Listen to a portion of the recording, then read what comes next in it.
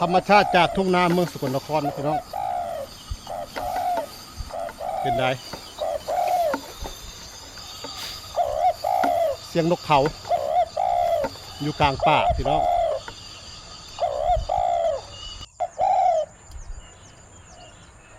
ปีกายได้2 อุ้มพี่น้องปีกาย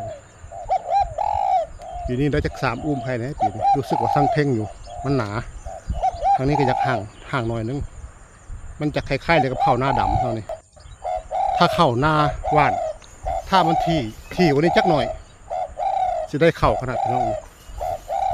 คันที่แบบฟอกความหมูเขานี่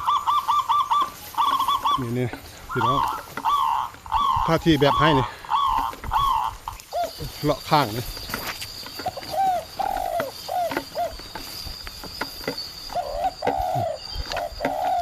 ถ้าที่แบบเลาะข้างนี้เขาจะได้เข่าลายอยู่เสียดายห่างหน่อยนึงพี่น้องเกือบมันคล้ายๆกับเข่าหน้าดำทั้งนั้นมีแต่ข้างทุ่งนาสกลนคร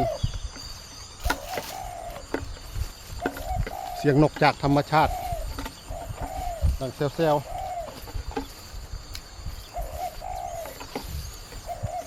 นาแถวนี้ของหมู่เขานี้ได้5 อุ้ม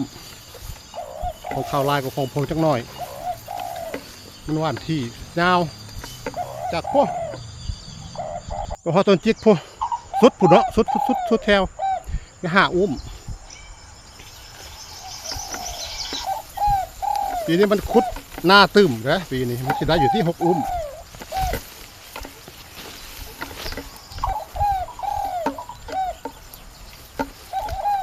เวลาเข้าหน้าแถวกลางเลยแถวกลางเลยจากห่างพี่น้องผมบ้านแล้วมันบุจะขึ้นผมเลยมาแซมประกวานปุ๋ยใส่2 เทือกพอเลยพี่น้องเลยจะได้ขึ้นสำนี้ถ้ามันห่างถ้ามันถี่แบบนี้จะได้เข้าหลายยุคถ้ามันถี่แบบนี้